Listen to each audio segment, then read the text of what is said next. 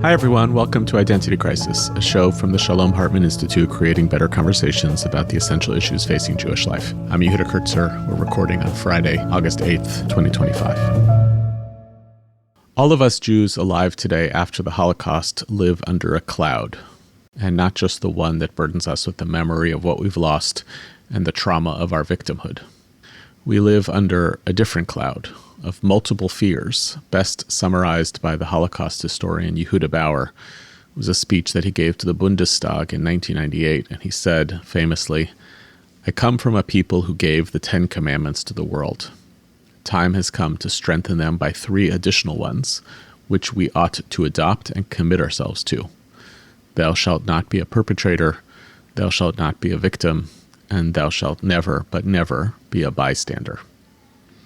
I find Bauer's framing so powerful in that he juxtaposes these 3 commandments as moral obligations that are not linear or conditional on one another. They are 3 simultaneous commitments that our people has to learn from the formative blackness of our recent history. There's so much moral simplicity out there about the Holocaust, and Bauer asks us to resist it, and to notice, especially since the rise of Zionism, that the risk of the Jewish people abusing the power at our disposal is now as equally available, if not more so, than the risk of being victimized again for our lack of power. I think there are folks around the world who have been waiting, maybe with some glee, for the Jews to finally be able to be accused of being perpetrators, like they got tired of Jewish victimhood and all the guilt it imposed on others, like it's time for some turnabout. I have no patience for that, of course, but the existence of that narrative does not undermine the moral truth of Bauer's instructions. The fact that we were a people that suffered requires us to remember that suffering, how it felt to us that we might never experience it again, how it felt to us that others should never experience it by our hand. But to hold to these commitments simultaneously is easier said than done. You see so many people taking the easy exit ramp, becoming fixated on Jewish victimhood as a get-out-of-jail-free card for Jews to do whatever they want, and others becoming fixated on Jews as perpetrators, or the risk of becoming perpetrators, so much so that they seem to have lost the plot on the complexity of these commitments. And where I have real compassion for our people as we struggle with this impossible moral burden, this burden we bear that we did not seek, a burden that the Nazis imposed on us as like an additional eternal penalty atop our persecution, is that we just have so little to work with in our storied history to use to figure out how to strike the right balance. I think that one of the reasons this particular moment in Jewish history feels so hard, especially for those of us who think about our place in Jewish history a lot, even when we're living in the present, is that this phase of Israel's war in Gaza, this recentering of the victim narrative on the Palestinians rather than the Jews, this sense of horror about all that's happening and who's doing it and what is preventable, all of this is like a new bad thing of Jewish history. 22 months ago, during the week of October 7th, I was convinced that I was living in the worst Jewish era of my lifetime. But there was something epigenetically, historically familiar about it.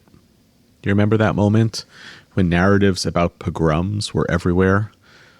Where there was widespread use of the phrase that it was the worst day of Jewish suffering since the Holocaust, when many of us sought refuge and respite in traditional liturgies composed in periods of previous persecution and looked to texts and practices that evoked the muscle memory of mourning. That was the memory of old bad things in Jewish history. We knew then, we know now, that analogies to the past in those moments were fraught. The Jews attacked by Hamas on October 7th were not the Jews of Kishinev or of Baghdad from the time of the Farhud. We knew that those analogies could be weaponized to become dangerous, to make us so fixated on our victimhood that we would forget our agency. But still, it's one thing for a Jew to experience a crisis and feel that they have some recourse to the wisdom of the past or some retrievable lesson from the recesses of the past to help us think through it or live through it. It feels like another thing entirely to feel that what we're experiencing today, which are the consequences and implications of being quite possibly the most powerful Jews in all of Jewish history, that's new. Where do we look to understand ourselves now?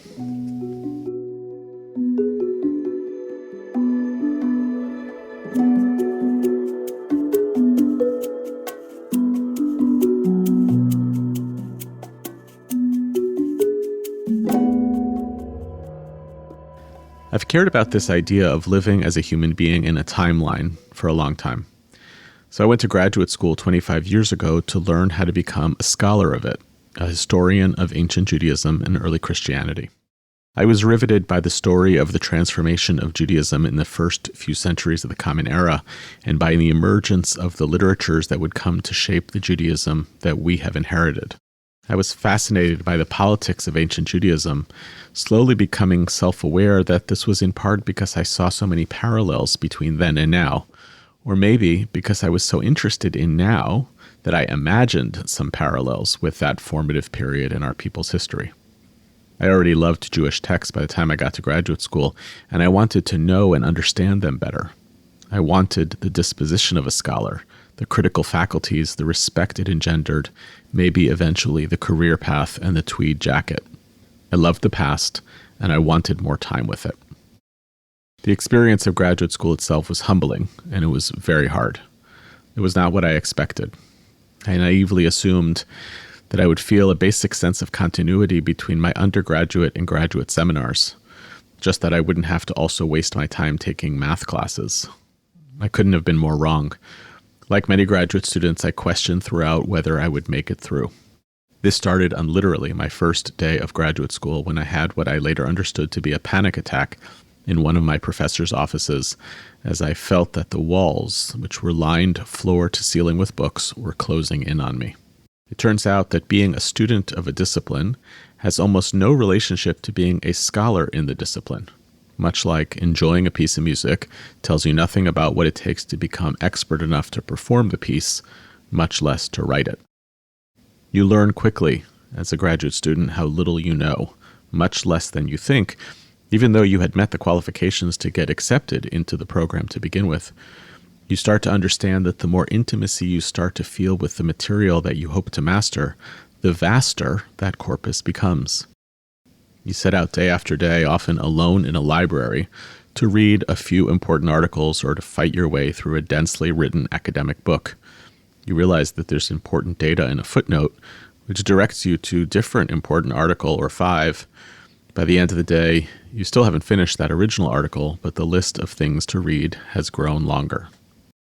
Most of all, you learn the discipline involved in trying to say something real and new in the face of this mountain of knowledge.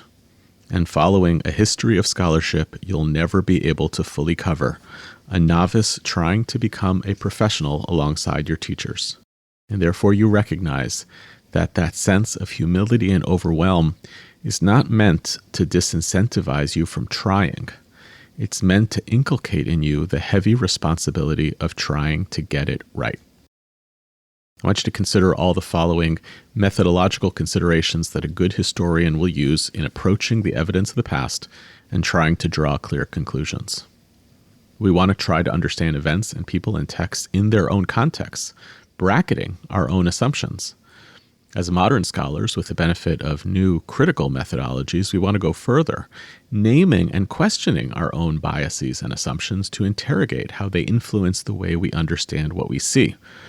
This means we both want to basically trust what we encounter in historical sources, reading the materials of the past in good faith, that they're not trying to deceive us, but we also want to practice what Paul Ricoeur called a hermeneutic of suspicion, which assumes that there are underlying meanings or counterfactuals that contradict their surface appearance. We try to enter into the minds and experiences of people from the past to study history from the inside out, but we also want to pay attention to the ways that what has survived from history can only represent a single strand of a complex narrative, that the truth of the past, if that can ever even be discovered, requires imagining beyond what we have and what we know, elevating voices that have been suppressed, listening for tensions and contradictions in the periods that we study. We find ourselves both asserting and hedging on our assertions all the time.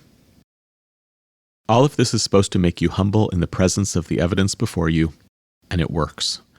Graduate students often have to overcome major psychological obstacles in this process so that they can emerge as peers to their advisors who have been in the work for far longer, who have accumulated the expertise in striking the right balance between caution and certainty to be able to speak in more positivist terms about their material. Ultimately, one of the greatest compliments you can give a historian is to describe them as careful. It's a paradox of success in this line of work. The better you are at reading the evidence, the more careful you will be about describing what you are seeing. I really struggled with this. I was far more interested in theorizing what I was seeing, in developing new ideas, offering new ways of thinking about the material, than I was in the slow work of dotting every I and crossing every T, verifying every assumption, cross-checking every manuscript variant. My advisor, a brilliant and it turns out surprisingly patient historian, kept coaching me that the key work in a dissertation is below the line in the footnotes, far more than what is supposed to be the economical prose of the text itself. Showing your work in a sandbox is a better testimonial for an emerging scholar than the paltry sandcastle that they wind up building. It's funny, if I told you what I wrote about in my dissertation, where I made a subtle argument about the emergence of rabbinic culture over several centuries in the Roman Empire, and not just in the rabbinic centers in the land of Israel and Babylonia, you might be amused to hear this described as too ambitious, too unprovable a thesis for a doctorate in ancient Judaism. It's pretty subtle. But I knew throughout that I couldn't or didn't want to do the kind of work that I so admired and appreciated in my advisor's scholarship. So I got my doctorate. I think what I did was good enough, and I guess my committee agreed. And within a few years, I began my move away from formal historical scholarship and into this different discipline where I live now, of public-facing scholarship and thought leadership. I want to go back to the central paradox in this line of work. The better you are at the actual careful work of historical scholarship, the more cautious and tentative your conclusions are supposed to be. This echoes with an argument that Barry Wimpheimer, a Talmud professor at Northwestern, made in the pages of our Sources Journal last year. The more conversant you are in critical academic theory, for him, Foucault and Derrida, the more inclined you should be to resist any reductive thinking about the past or the present, the more inclined you should be towards seeing complexity and operating with epistemological humility. He writes of his peers, many academics in the humanities who do very subtle and nuanced work in their own research areas eschew complexity when it comes to Israel. I recommend reading the whole essay. Now here's a more powerful wrinkle. All of this hesitation and caution and care that we ancient historians use before making definitive pronouncements about the past are practices of a discipline in which all the available evidence is laid out before us. Except for the discovery of the Dead Sea Scrolls, a discovery that rightly changed a lot of what we knew about the past, and once in a while a periodic archaeological finding, by and large historians of ancient Judaism or Jewish intellectual history have at their disposal everything that is available from the past. The field moves and changes. Knowledge of the past changes because we move and change. We develop new methodologies, new self-awarenesses, new competencies. We look at old texts with new eyes. We look to parallel sources of knowledge. We learn languages of adjacent civilizations, and then we go back to that same source material, and we try to tentatively draw new conclusions. And not only is all the material available, for my doctorate, virtually every piece of data, whether it was a wall inscription from ancient Rome, or a funeral inscription, or a letter, or an archaeological discovery, or a text, virtually every piece of it was digitized already. But it was also meant to be available equally to everyone. There was this period actually after the Dead Sea Scrolls were discovered when they were unfairly apportioned out to only a few certain scholars who had exclusive control over the material and the privilege of publishing their findings first before anyone else had a chance to look at it. No credible scholar, though, would uncritically accept those findings until they too had a chance to examine the materials themselves. Scholarship and critical inquiry cannot work otherwise unless there is equal access to the evidence. Scholarship, in other words, is a business of access, caution, and the wise economy of language. We work hard for our conclusions to be rock solid, subject to the scrutiny of others, and expressed in constant reference to the evidence itself.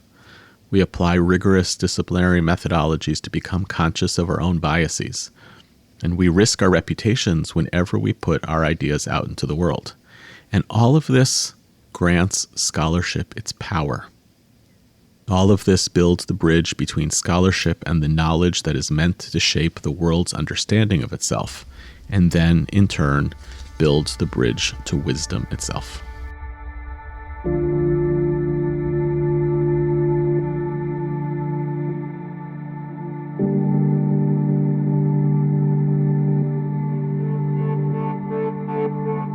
This is not an episode about my time in graduate school.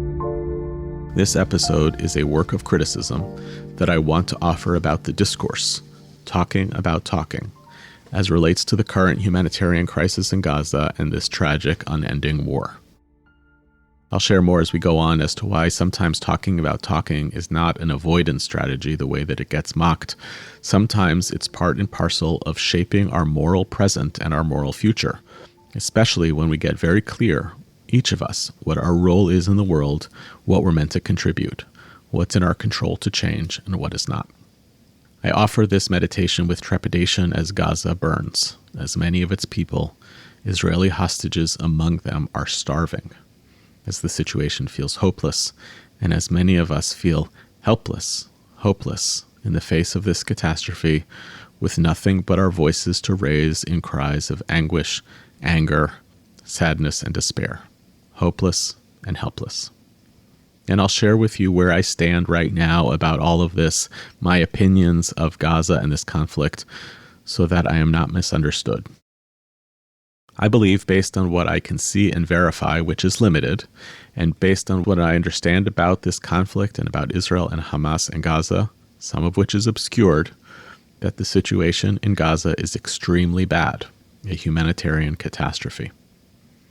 I believe that the food crisis is largely man-made, as are nearly all global food shortages. I am not an apologist for Hamas, which began this awful war, which is starving the hostages and which controls the economy of Gaza and bears responsibility for a lot of what we see.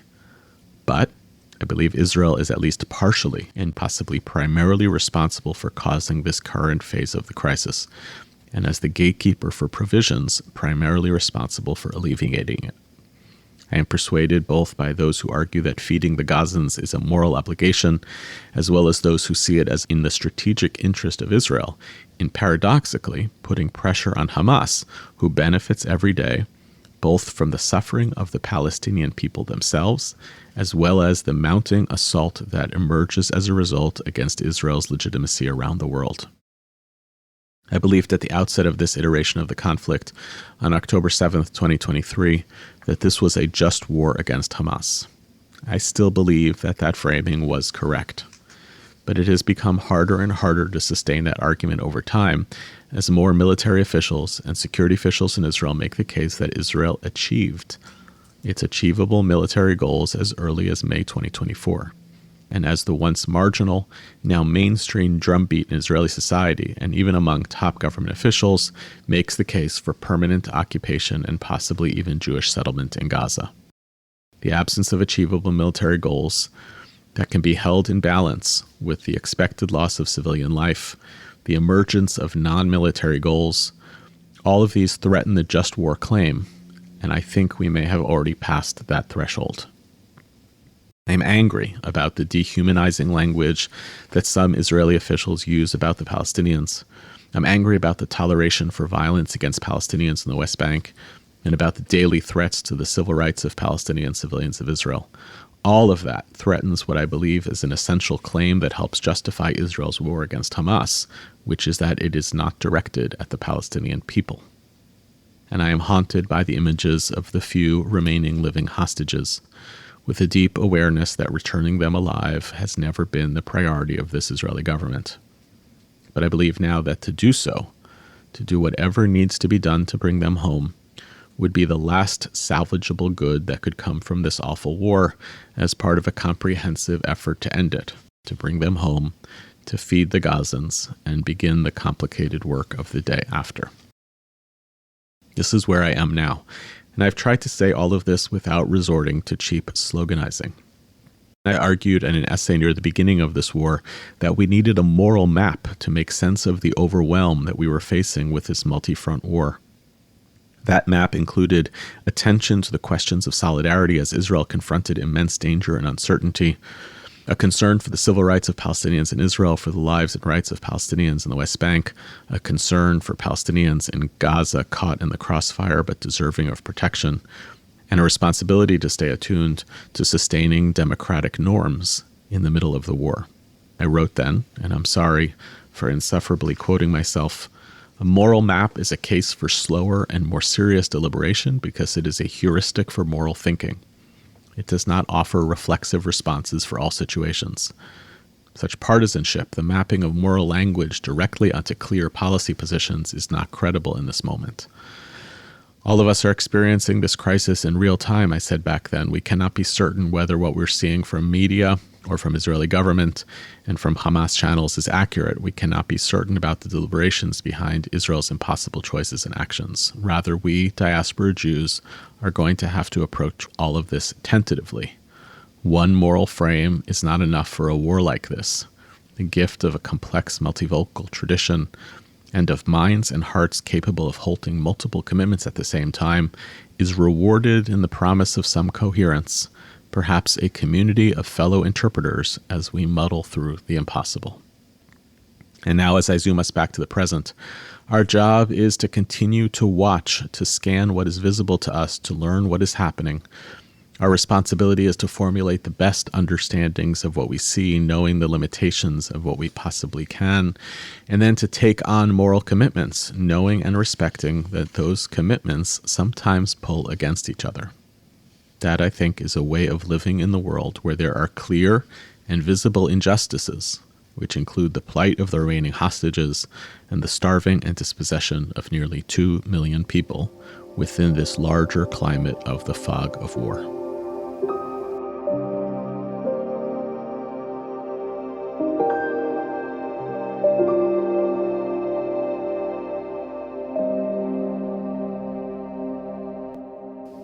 That approach that I am suggesting is not widespread. I am astonished that instead of measured morality and epistemic humility, a growing cascade of scholars, and I am particularly scandalized that it is scholars and especially historians who have decided to categorize what is taking place in Gaza as a genocide, a definitive conversation-ending classification about this one episode in a generations-long conflict. I'm surprised by it. I want to say I'm angry by it, and I fear its long-term implications for the credibility of scholarship itself, which we desperately need in our increasingly truth-averse world. I want you to pause for a second to ask the methodological question. How, facing a crisis like this, should a scholar evaluate what they're seeing? What would they need to know to come to such a definitive conclusion? Well, first, they would need a pre-existing, agreed-upon definition of the term genocide. And more importantly, they would need a seeable, knowable, and verified body of evidence. In the case of Gaza, this would include all the following: death counts, precisely, the differentiation among the dead between civilians and combatants, the military calculations that are actually going into the choices to attack targets that also result in the killing of civilians, so that you could determine whether those choices were being done responsibly or not. You would need to understand the obstacles to the distribution of aid on both the Israeli side, on the Gaza side, and on the Egyptian side. You would need a fuller accounting of the war's aims that goes well beyond the most inflammatory statements that are made in public by Israel's worst political actors. You would need, for all of these, objective information, or at least enough information from multiple sources to be able to scrutinize the biases in your source material and hold conflicting data sources against each other to make sense of the differences and draw reasonable conclusions. You would need, as good scholars need, time. None of these conditions are in place right now. And as a result, none of the commitments to the work of scholarship, as it is supposed to be done, are visible in this conversation either. We all know this, but it has not seemed to temper the boldest and most definitive claims about what is taking place in Gaza. There are no foreign journalists in Gaza. And you can blame Israel if you want. I pushed David Horowitz on this podcast about that. But the absence of evidence does not grant permission for the free use of bad data or no data to draw conclusions. What does come out from Gaza is under the thumb and control of Hamas. Now, we know from previous conflicts that Israel does not generally contest the overall casualty numbers that Hamas reports. But at the same time, no one can agree on the numbers and the differentiation between civilians and combatants, which means, and here are two totally plausible ways to interpret the data, that Israel could be seen as either killing people disproportionately and indiscriminately at potentially historically significant rates, or the same data could suggest that Israel is breaking new ground in limiting civilian death in modern urban warfare. Or maybe somewhere in the middle. We certainly know that Hamas engages in a propaganda and disinformation campaign. We also know, as John Spencer has argued, that Hamas has actually pioneered a new and unprecedented approach in exploiting the death and endangerment of civilians on its own side of the conflict as an asset in its nihilistic information war. We know that there are serious problems in the objectivity of the human rights organization that have been operated in Gaza since Hamas took over and who has been controlling all the information coming out of Gaza since 2005. All of these are variables clouding the possibility of getting a clear story of what is taking place, beyond our collective impression that what is taking place, to use very technical terminology, is extremely bad. And then there's the issue of intent, which is often understood as the most important variable in assessing whether something is a genocide or not. Those who believe it is a genocide point to inflammatory statements by some Israeli leaders about what they hope to do in Gaza to the Palestinians. They point to the dangerous rhetoric alive in parts of Israeli society. Those who argue against the claim of genocide point to parts of the genocide statute which insist that it can only be a genocide if there's no plausible military claim justifying what is taking place. After October 7th, and with a constant flurry over the past 2 years of tactical decisions, you can agree with them or not, can anyone say with certainty, aha, I now understand this whole campaign to have been a lie? Or perhaps does the choice to emphasize this politician's statement over that one, this action that Israel undertook over that one, do those choices betray an interpretive decision, one that takes greater caution with the benefit of wisdom and time than is currently being employed by the daily onslaught of blogs by academics offering us their definitive conclusions? I think back to what I was talking about earlier, about how tentative we are with our conclusions as historians when we all have access to the same data and information preserved from the past. And in contrast, how wildly confident these scholars seem to be in the face of literally no agreed upon information. And for the life of me, I do not know what's going on. Actually, I have a few theories. My most generous theory is that what motivates this kind of irresponsible scholarship is well-intentioned desperation. We are laden, we are burdened, all of us, since the Holocaust with the recognition that our societies have never and will never do enough or act quickly enough in the face of man's inhumanity to man. We have terminologies like genocide laden with so much power that they force us to act. No serious moral person can say, yes, I agree it's a genocide, but...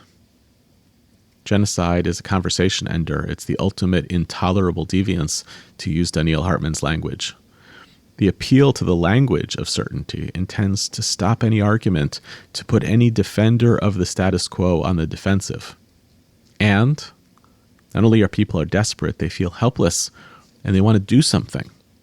When you give a definition to something, it's a way of doing something, at least for scholars. It changes the facts of the present, and it establishes precedent for the future. It's like putting a stake in the ground, in this case either in order to invite more opprobrium against Israel, or maybe even just a signal for future scholars how to interpret the evidence of this awful reality in which we are living. Look, at the time we named it for what we thought it was. All of this, as well as the memification of this complexity, all of it makes sense as strategies for activists. I don't begrudge activists their rhetorical tools that they need to move and mobilize people. Now, I personally have limited appetite for such activism. I can't really abide the reduction of complex moral realities, which most moral realities are, into the blacks and whites that get people's attention and onto the street. I pick very few spots when I go to the street myself. The ultimate expression of this is a campaigner, at least the non-populist one, who may start out with outlandish and simplistic policy positions that get people's attention. As momentum builds, they're a little bit less defund the police and more, let's work to rethink the relationship between the police and the community. That's where the language of activism meets the necessities of reality. But the fact that that kind of performative or sometimes morally explicit activism, the fact that it's not my cup of tea doesn't mean that I don't respect the necessity of those kinds of activism for moving societies, for raising the temperature, for signaling the stakes of contentious issues, for changing hearts and minds. There is a place for some amount of polarization in a healthy democracy. And activists often give us helpful goalposts on either end that make movement possible in the center. But activism, my friends, is not responsible scholarship. It's just not. You have to decide at a certain point as a scholar to be that person standing on the side saying, well, actually, even if doing so makes you a little bit insufferable, and sometimes it makes you a little bit irrelevant.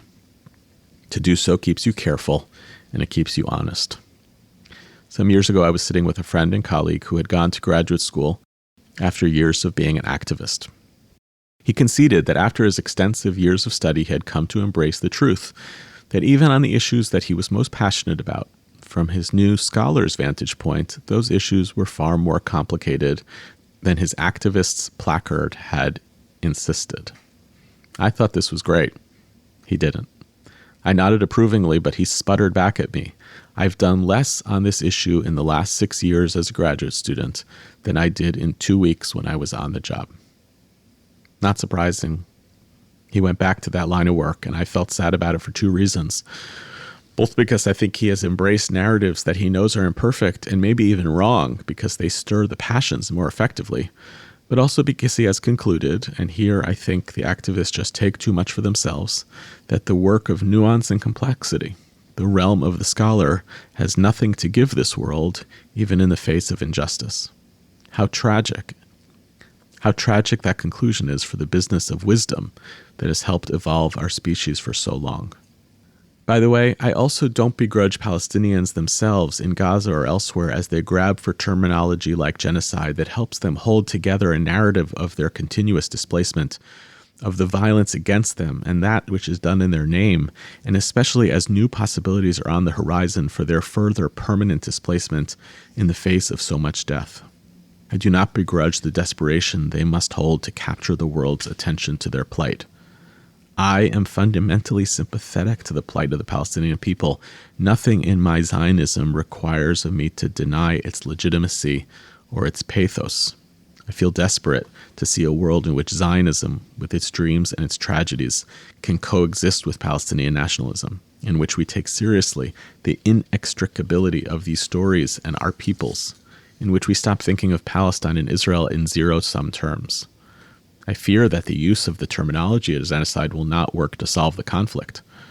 Jews experience it as the seizure of a piece of Jewish historical experience that's now being flipped on the Jews, a recasting of the Jew from victim to perpetrator. I think that this terminological tug-of-war does not bring us together, but rather sustains the very conflict itself beyond repair. Still, I don't begrudge when activists use inflammatory language like this, or when Palestinians do the same. But something is wrong when it happens with scholars. So for scholars, maybe the reason they're doing it is because of desperation and helplessness. Maybe because they are themselves trying to be activists. Maybe it's something else entirely. You see, the origin story for the accusation that Israel is committing genocide in Gaza was a short opinion piece published by an expat Israeli scholar named Raz Siegel called A Textbook Case of Genocide. It was published on October 13th, 2023. I want you to pause and consider that date for a second. This meant it was written almost immediately after the genocidal rampage by Hamas in southern Israel. It was written the same week. The IDF had just completed re-securing the kibbutzim, the army bases, and the villages that had been overrun. They had just begun air assaults into Gaza. It was a dangerous time. Tempers were running high, and the rhetoric was out of control. On October 13th, Siegel declared that Israel was committing genocide, and by doing so, publishing so in a Jewish publication, he created the permission structure for other scholars to make the same argument. To make such a claim on October 13th requires us to understand that this argument lives within a school of thought that believes, counter to most of the norms about how we define genocide itself, that Israel has been committing a slow-moving, a slow-burn genocide against the Palestinian people for decades beforehand, going back to the Nakba and continuing to the present. It is a narrative of history, therefore, that was looking to assemble further data to prove a pre-existing belief. It was incoherent to make the claim of genocide back in October of 23 if the claim was specifically about Israel's actions in Gaza. It was only coherent if it stemmed from an existing worldview that was seeking affirmation. It is a textbook example of what we call confirmation bias. Virtually every article since that alleges a genocide in Gaza now quotes Siegel's article directly or indirectly. Much of this infrastructure of this scholarly campaign, which is what it is, a scholarly campaign, is built on one of the worst transgressions a scholar can commit. Confirmation bias represents the unwillingness to examine new data on its face, to ask hard questions, to interrogate your assumptions. It instead assimilates information as a means of reinforcing an existing belief, and then, not surprisingly, it becomes unfalsifiable. Was it possible? Does it remain possible that such a scholar will eventually confront the confusing mountain of evidence that will one day replace our current vacuum of any evidence and say, whoops, I was wrong? No, more likely scholars who have already come to this conclusion will simply continue to assemble their proof of the crime based on their theory. Jewish historians from my field look back at Yigal Yadin excavating Masada while holding Josephus's book in hand, quote, finding the truth of the narrative here and there to confirm the accuracy of an account that did not deserve to be treated as fact or scripture. They're not supposed to do that in this business. And the appeal by some of these scholars to say now, well, I said it was genocide, but what I was really doing was issuing warnings. Well, they use a language of certainty about unfolding realities that they now say have come to pass. That doesn't mitigate our suspicions about the illegitimacy of doing this kind of work and doing it this way. Once you start working this way, for scholars, there's no way out. And not surprisingly, as with any activist campaign, it's becoming harder and harder for scholars in the same field to contest this orthodoxy. Orthodoxy on any non-empirical argument in social science fields usually is an indicator of a problem. Everyone still has the same body of evidence. Obviously, people should come to different conclusions reading that evidence because it is not definitive and it is not empirical.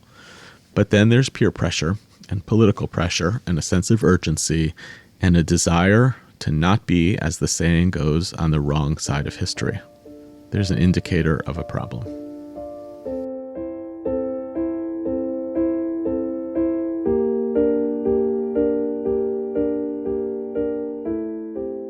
Now you might ask, maybe the most important question, a question that's lingering for me too, as I wonder about what it means to talk about this piece of the drama right now, the talking about the talking and not about the issue itself.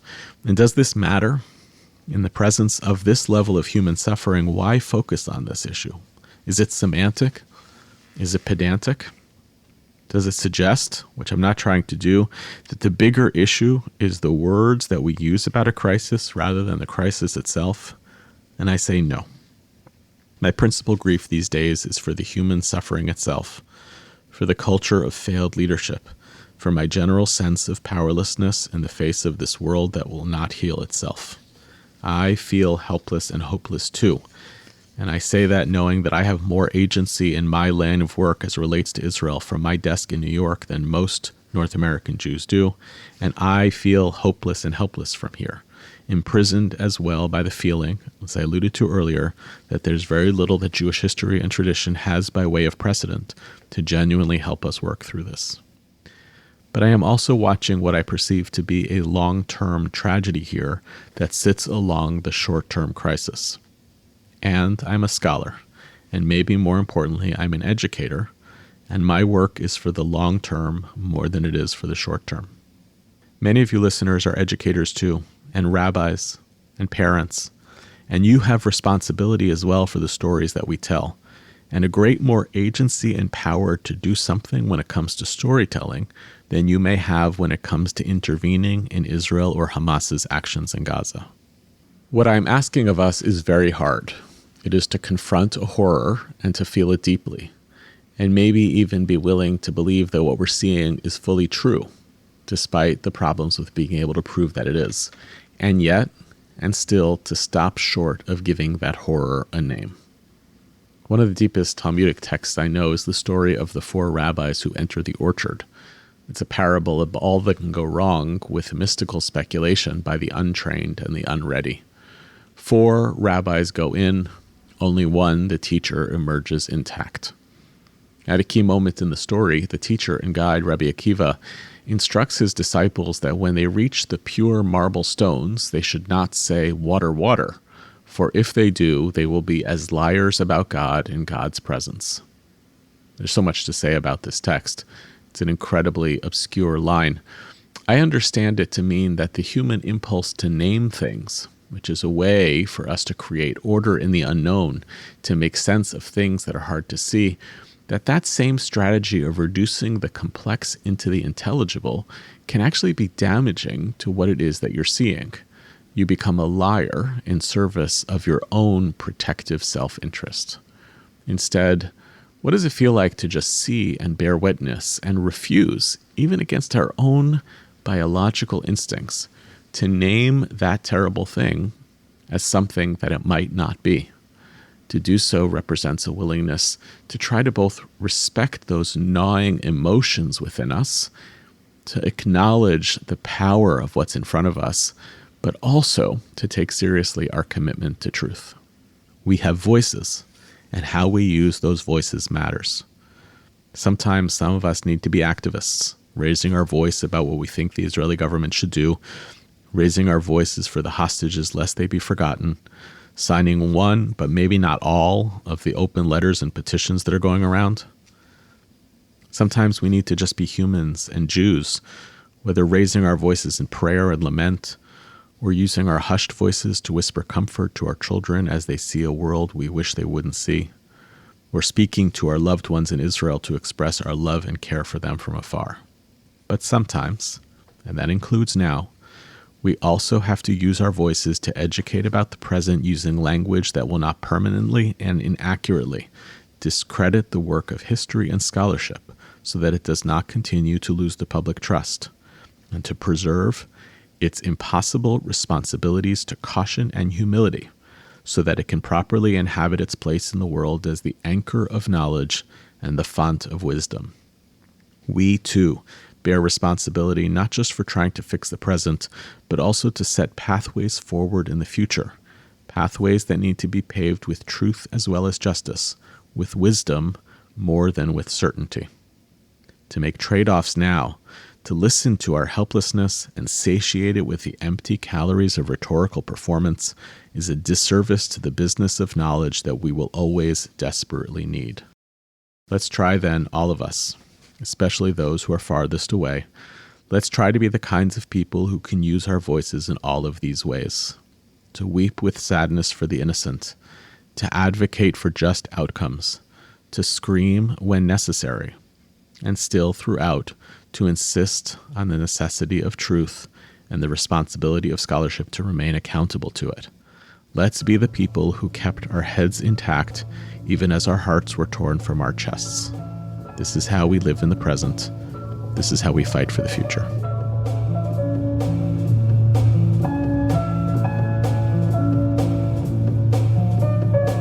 Here are some other things happening at the Shalom Hartman Institute this week. Later this week, our Beit Midrash in New York will be buzzing with activity as we host our 2025 Student Leadership Summit, where dozens of college students representing 35 different campuses will kick off their year-long internships with Hartman, with 2 full days of training, community building, and learning with Hartman faculty.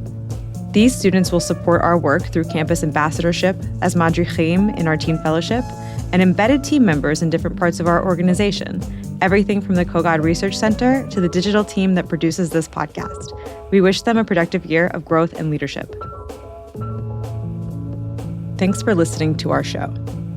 Identity Crisis is produced by Tessa Zitter, and our executive producer is Maytal Friedman. This episode was produced by Daniel Goodman, with assistance from me, Annie Beyer-Shafitz, and edited by Josh Allen, with music provided by SoCalled. Transcripts of our show are now available on our website, typically a week after an episode airs.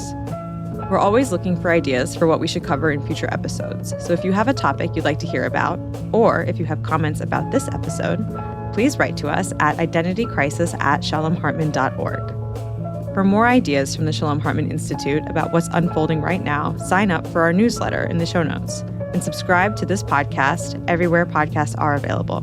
See you next time, and thanks for listening.